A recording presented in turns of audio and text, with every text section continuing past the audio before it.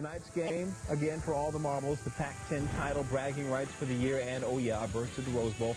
The first time in this storied history that a winner-take-all scenario has taken place. 9 Eastern, ESPN tonight.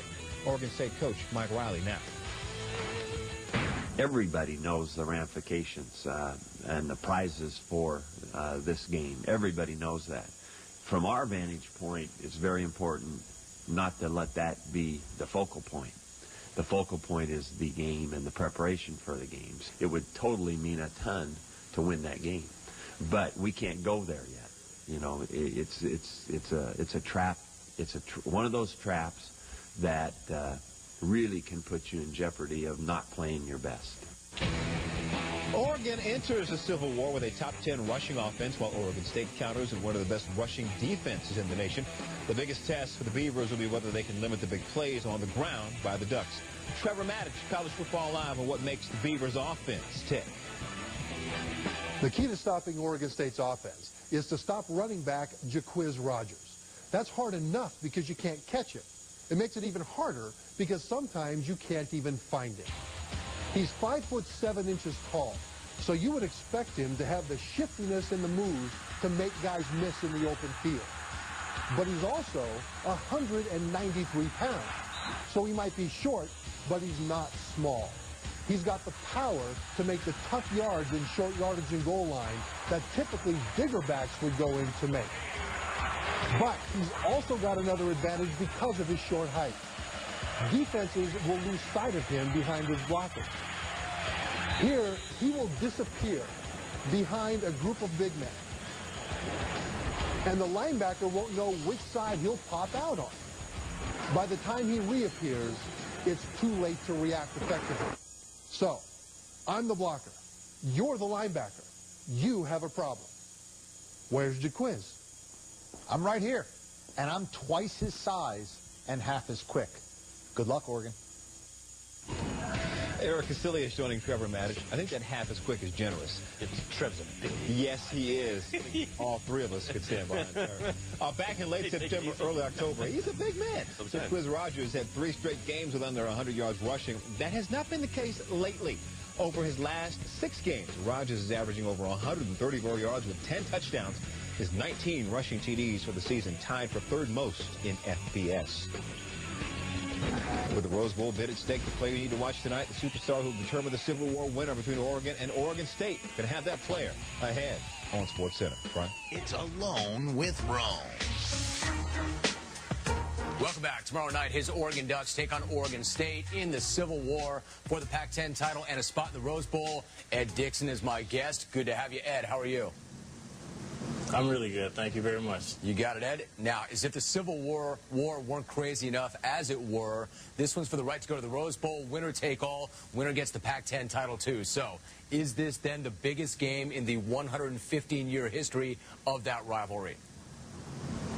Yeah, I think it is. I think it's the biggest game between these two teams in all the history. I mean, just for the stipulations of this game, we're playing for everything. Everything's on the line. But the Ducks are going to take it as another game and do the things we have to do. Yeah, my next point exactly. I mean, how do you approach it? Do you approach it as another game, or do you approach it for what it is, probably the biggest game any of you have ever played? Well, we'll approach it as it being another game. I mean, we don't stop the things that we do best. I mean, our focus is good right now. I mean, the coaches got us going and the senior leadership got us going. So we got to do the things that we're doing really good right now and just focus on that, and everything else will take care of itself. So what do you think about this? I mean, everything goes out the window in a rivalry game. It's a once-in-a-generation game. They've got as much at stake as you do. Having said all that, do you feel like because of the matchup, it's Oregon's game to lose? It's anybody's game to lose. Anybody's game to lose. We know that they got in their mind lingering what happened to them last year. We put up 65 on them last year, so they got something to prove coming in our house, and we got to defend our house.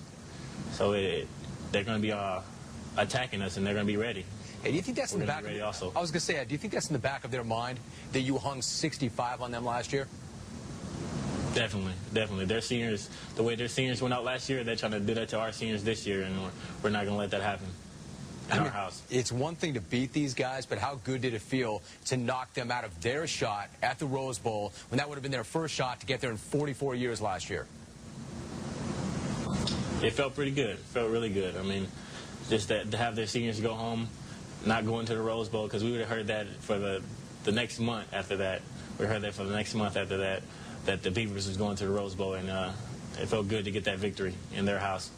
I think out here on the West Coast, we understand the nature of the rivalry. Maybe in the Midwest and on the East Coast, they don't really understand it. Talk to me about the Civil War. I mean, the fans obviously are into each other, but the teams themselves, do they hate each other like the fans hate each other? Definitely. I mean, because it's an interstate rival. You get to see those guys at you go out to the mall or something like that, and you see those guys, and you're going to see them more often than other teams you play, like UCLA and stuff like that. You're going to see them more often, and it doesn't matter what the records are at that time. When you play the Civil War, you got to bring your hard hat, because these two teams bring it when you play each other. It doesn't matter what the record is. Doesn't matter what you're playing for. When you say the Civil War, you get goosebumps. You know, for instance, the game is going to be crazy, and you know Otson's going to be going off. As a player, how do you protect yourself from getting gassed out early on by having so much adrenaline? You want to be out there and after one quarter just be exhausted. How do you guard against that?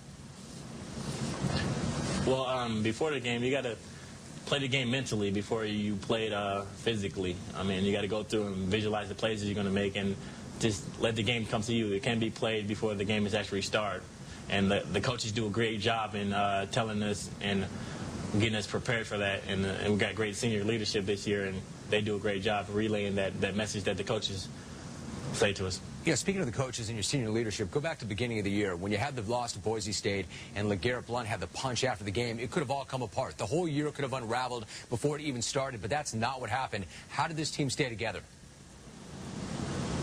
Well, this shows the character of these guys. I mean, after that game, it was tough because basically we lost one of our best players that we had on our team, and we had a big loss on national TV. And it was easy for us to hang our heads and go back and say, oh, we're going to let the season go down the tank. The seniors pulled together, had a team meeting with players only, and the coaches came to us and said, one loss did not define this team. And that's basically what it is. One loss did not define a team in Oregon.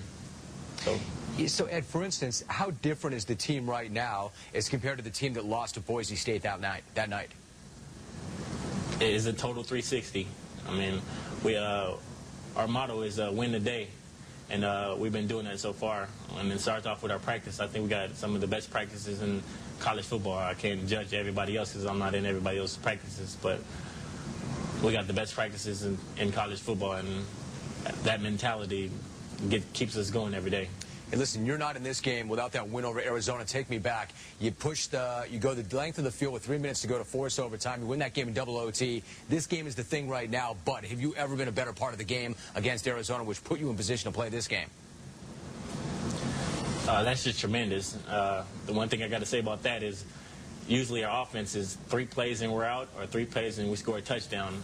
Just to go on a 15-play drive and drive the length of the field proves that this team wanted to win that game pretty bad. And they did that, and that sets up the Civil War tomorrow night. Ed, great to have you on the show. Good luck with that game. Thank you very much. It's winner take all in college football Civil War. Right here on ESPN, the winner clinches the Pac-10 title and goes to the Rose Bowl. Oregon's last appearance, 1994. Oregon State's 1964.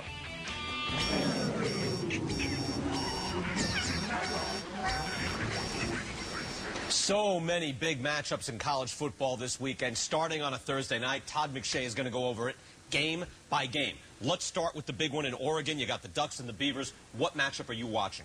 I think you have to watch Jaquiz Rogers, the running back for Oregon State, going up against basically this whole linebacking core for Oregon, and specifically Spencer Pasinger. I think stopping the run is the biggest factor in this game for Oregon. You look at Jaquiz Rogers, look how small he is, but also look how quick he is. He carries a big load for a smaller back, and if there's one weakness that you point out in Oregon, I think it's the run defense. They've got to do a good job of bottling up Rogers, give them an opportunity to at least slow them down at times. If they can do that, I think Oregon has too many weapons on offense to lose this game. By DiGiorno, Oregon State has been heating up. Beavers began the season 2-2, but they've really rolled since. The offense ranks second in the Pac-10, over 400 yards per game, averaging over 32 points per game. That trails only Oregon and Stanford in the conference. For more on Oregon State, let's welcome in their coach, Mike Riley, who joins us. Coach, you started 2-2, and you had 2 straight losses in that stretch. Then, boom, 6 out of 7. Talk to me about the turnaround and what has started to go right for Oregon State. It's kind of been our MO. We have had slow starts, Eric, for about 3 or 4 years in a row, and but I appreciate our kids and our coaches for just keeping on going and working and perseverance, all those things. We just started playing with more confidence and playing better as it went. So this is now a hot team that's going to travel to Autzen and take on the Ducks. Give me the keys to the game from your perspective. Well, you know, one of the very obvious things that's right out there is Oregon's offense is really, really good. You know, they're explosive. We have to play a terrific defensive game. A lot of discipline, a lot of you know, just being very, very good on assignments, good with our eyes, good getting off blocks. All the parts will be there for the Beavers. What about the crowd noise? I hear about this all the time, but most people in the country have never been in that stadium when it's been rocking. As a visitor, what's it like? It is overwhelming, or it can be overwhelming. It is, you know, I've been around a lot of stadiums now in my world of football, and this is, you know, for the home team, it's as good as it gets. Coach, I appreciate the time. Thank you very much, and good luck this weekend against Oregon. Thanks for having me on. For the first time in 113 meetings, the winner of the game, well, sure to playing in the Rose Bowl. Oregon State entered the 57 meeting with a 6-1 conference record. Oregon was 5-2. And State won, but they couldn't go to Pasadena because in those days, the I Love Lucy days, you couldn't go in back-to-back seasons. The key to stopping Oregon State's offense is to stop running back Jacquizz Rodgers. That's hard enough because you can't catch him. It makes it even harder because sometimes you can't even find him. He's 5'7" tall, so you would expect him to have the shiftiness and the moves to make guys miss in the open field. But he's also 193 pounds, so he might be short, but he's not small. He's got the power to make the tough yards and short yardage and goal line that typically bigger backs would go in to make. But he's also got another advantage because of his short height. Defenses will lose sight of him behind his blockers. Here, he will disappear behind a group of big men. And the linebacker won't know which side he'll pop out on. By the time he reappears, it's too late to react effectively. So, I'm the blocker. You're the linebacker. You have a problem. Where's Jacquizz? I'm right here, and I'm twice his size and half as quick. Good luck, National JUCO title. Now he has Oregon in the top 10 and a win away from the Pac-10 championship. Jen Brown caught up with Masoli after the Ducks' blowout of USC. Jeremiah Masoli. Masoli steps away from trouble, does a beautiful job. Masoli touchdown! Can you believe that? He's nifty, isn't he? I think a player that can improvise, in my mind, is one that just allows things to happen, but when pressed into service, can come up with a big play. Under pressure, Masoli throws. Wow! What does the word improvising mean to you in terms of football? When stuff goes bad, you do something good. That's one of the, key things at my position, especially in this offense when, some things might break down very quickly and have to use my athleticism to make a better play. I think he's got a great knowledge of the game. He's got a real intuitive knowledge in terms of what we're trying to accomplish. When we go through our progressions, he can go 1, 2, and then 3 equals me. And if it's man coverage and they're running with his first receiver and the second receiver is covered, then he's going to take off and go. So he takes off. So when the play breaks down, take me through mentally what you go through, the steps, and how you handle that. Yeah, definitely. Whenever you have a pass play or any kind of play that breaks down, and the first thing, you have to have your eyes right, and you have to have your eyes in the correct position, and you got to make sure you see the gap or whatever kind of opening you see to you be able to run through. Is there one play that stands out maybe more as your ability to improvise well? Yeah, definitely. I was rolling to the left, and I kind of had to get away from about 2 or 3 guys. And, we had two of our receivers standing in the same spot, and I kind of just flicked it like this. And, it kind of looked like a street play, when you do it in the backyard when you're a little kid or something. And, that's definitely one of those, plays that we did improvise and got a first down because of it. What a great play by the quarterback. What great footwork by number 8. We don't really call plays hoping that he's going to improvise. We hope that the original play works, but our whole philosophy is, anticipate the hard and react to the easy, and he's done a great job of anticipating what the hard situation is going to be, and then if it's just straight zone coverage or something like that, that's easy for him. Touchdown Oregon, Jeremiah Masoli. A lot of people talk about you improvising. How does your team respond to that? Do they talk about it? Do they give you props for being able to think on your feet? Well, they did at first. I know that much. When I first started improvising, when I first came out here last year, but now they kind of, have it as a given. And, this is one of the things that I'm responsible for is, being able to make something out of nothing. They expect it. Yeah, definitely. I think my teammates' expectations are way higher than a lot of other people's around the nation.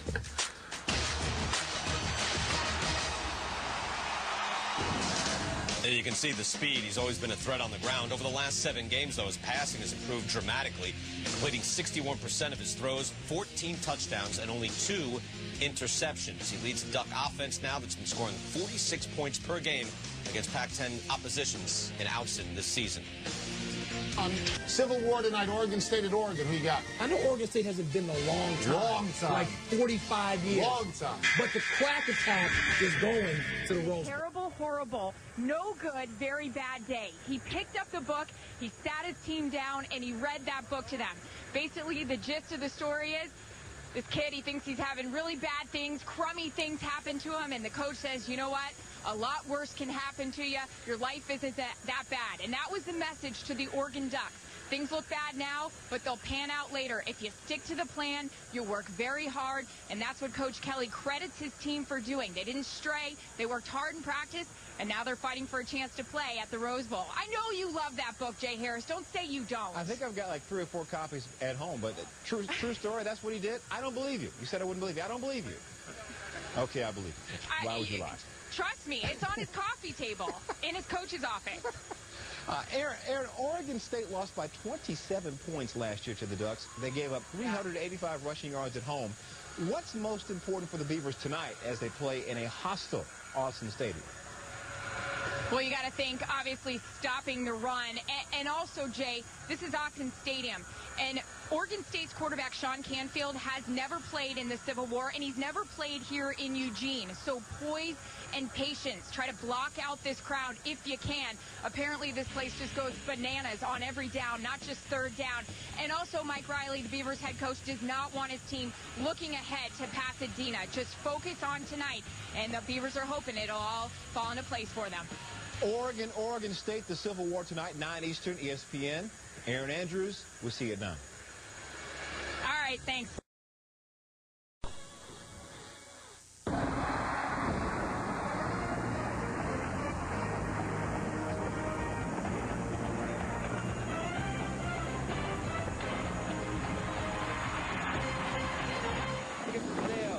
On a frosty and foggy night in Oregon, it's a Civil War for the Roses. Winner take all, a Pac-10 championship game as the Ducks host their enemies from 40 miles away, the Beavers of Oregon State. Jeremiah Masoli leading an Oregon offense that's powerful, explosive. Jacquizz Rodgers for the Beavers had to sit this one out with an injury. Oregon State, underdogs at loud and rowdy Austin Stadium with the Rose Bowl on the line. Respect to you. All right, Chris, you know what this makes this? The most important Civil War since ours. Glad to have you with us on College Football Live. Reese Davis, Lou Holtz, and Mark May. You know what happened last year, right? Mm-hmm. Oregon knocked Oregon State out of the Rose Bowl, won 65-38. Lyle Moyval tweeted, the backup quarterback now, was a starter for Oregon State, tweeted that payback is well, not pleasant. So what do you think happened to the Twitter account then, Mayday? I think it got closed down. Disappeared. Goodbye. No more tweeting for Lyle, at least. Just like my tweeter. Well, that got shut down before it got started, didn't it? We'll have plenty more on the Civil War coming up. A great night in Austin Stadium. Winner going to the Rose Bowl, as Chris said, ought to be a great offensive show between the Ducks and the Beavers. But first, some coaching news, and the latest coaching casualty is not unexpected in the least. Mark Mangino has been quite successful for Chip Kelly, although it certainly didn't start off that way. A bumpy ride for the Ducks started on September 3rd on a Thursday night. Didn't get a first down in the first half against Boise State.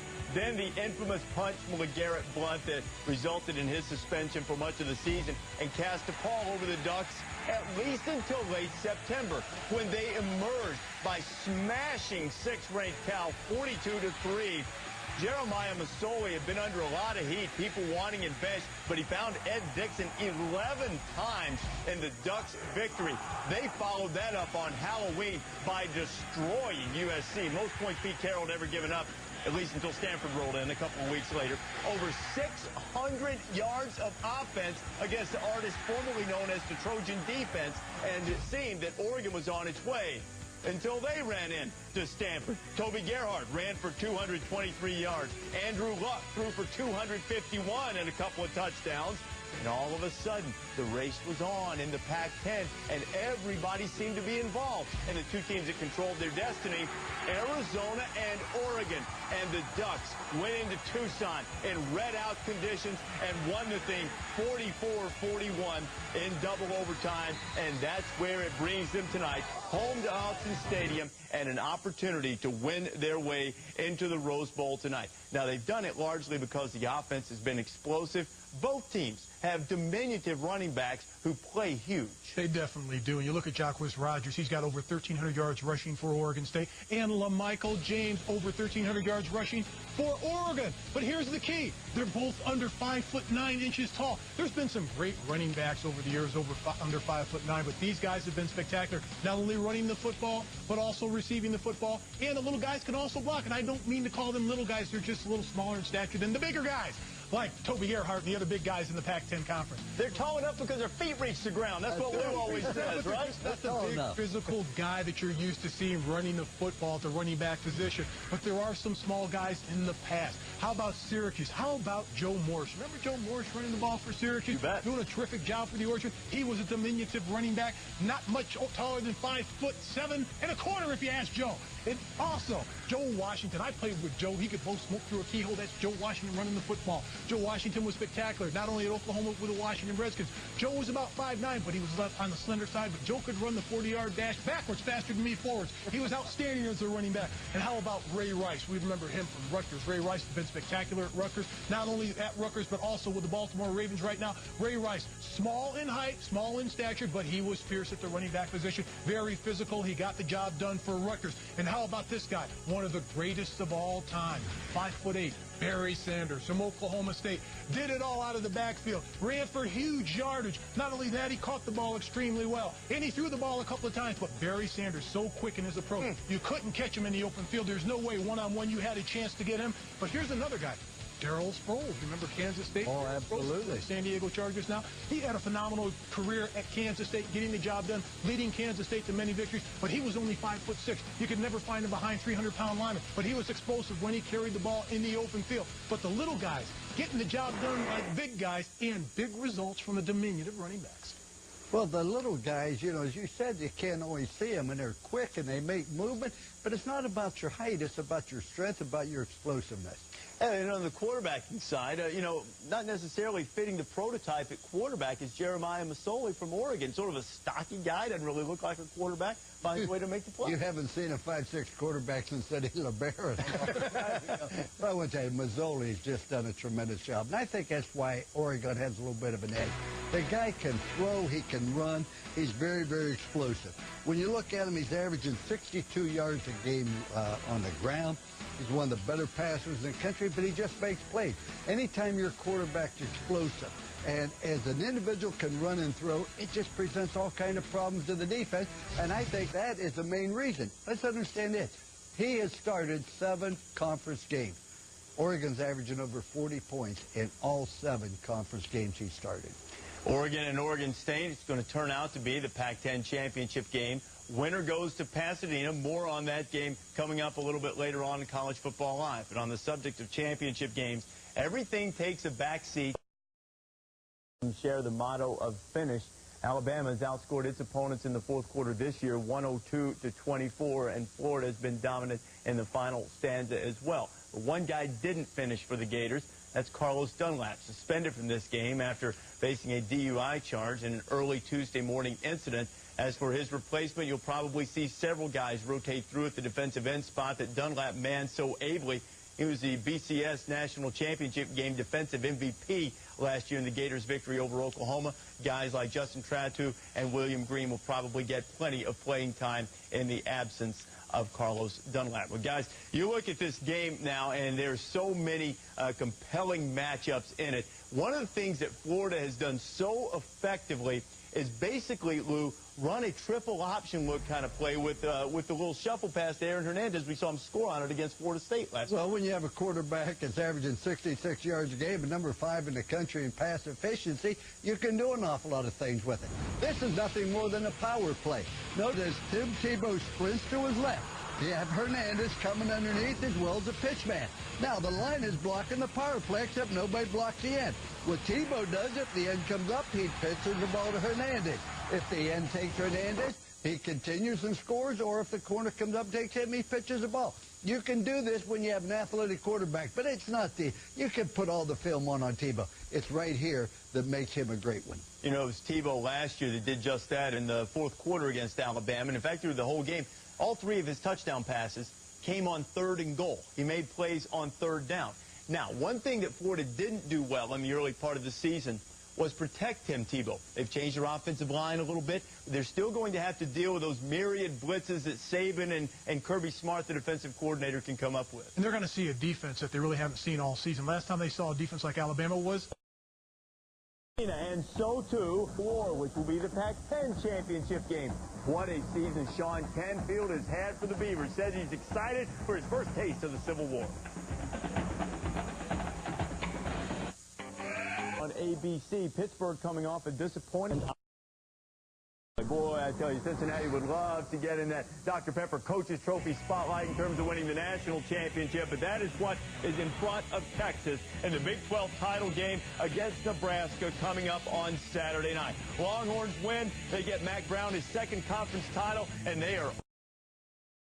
Somebody's defense is going to have to get a stop, make a takeaway to win this game, and both defenses, Craig, are up against it. The Beavers have the top-rated run defense in the Pac-10, but all the guys who were making plays last year in the NFL, they don't have a lot of sacks, a lot of takeaways, and nobody has stopped Masoli and company here at Autzen this year. So thanks for giving me the duty of analyzing Oregon State. Draw the plan up, yeah.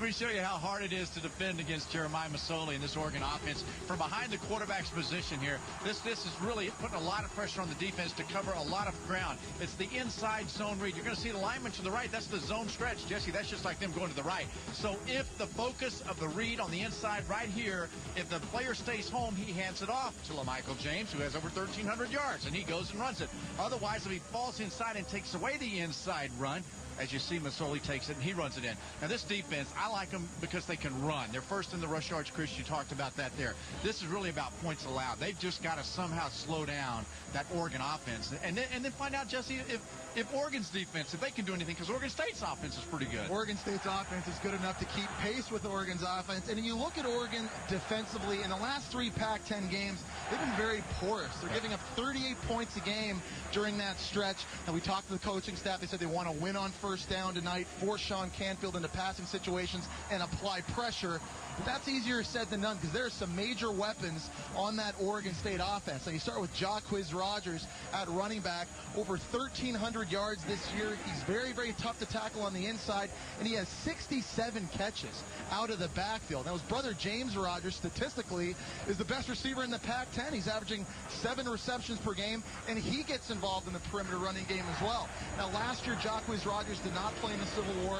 James Rodgers broke his clavicle in that game. That Oregon State offense still racked up 463 yards of offense and 38 points. I haven't even mentioned Oregon State quarterback Sean Canfield yet, who's the most efficient passer in the conference. You just rip off through those names. There's a lot for Oregon's defense to be worried about tonight. You saw those crazy students, though. They make it very tough on opposing quarterbacks.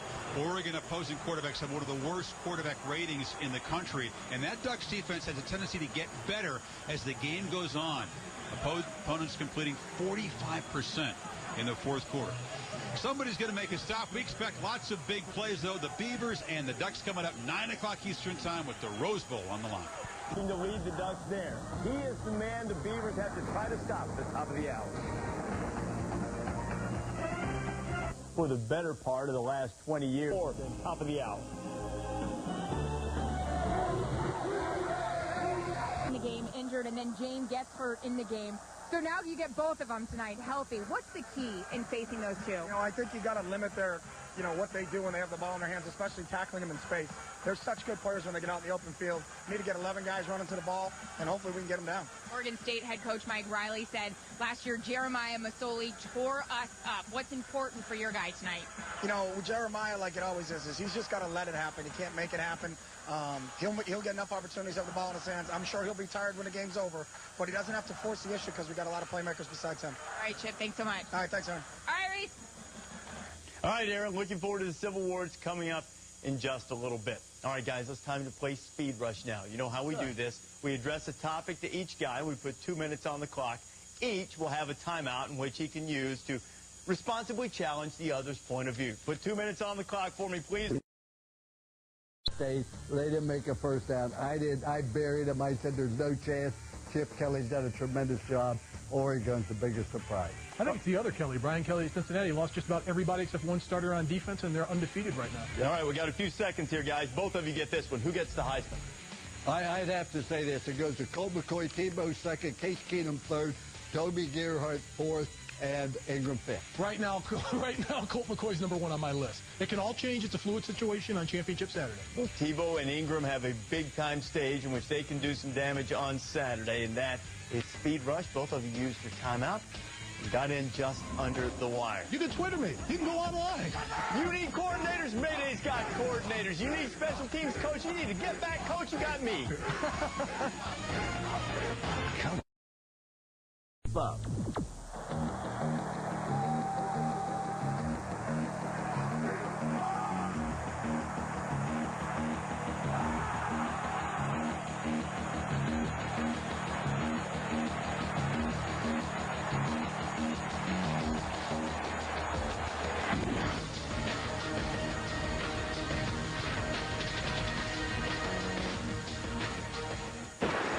Here's how amped up Oregon State quarterback Sean Canfield is about this game. He said he thought about it every minute this week. What's the key?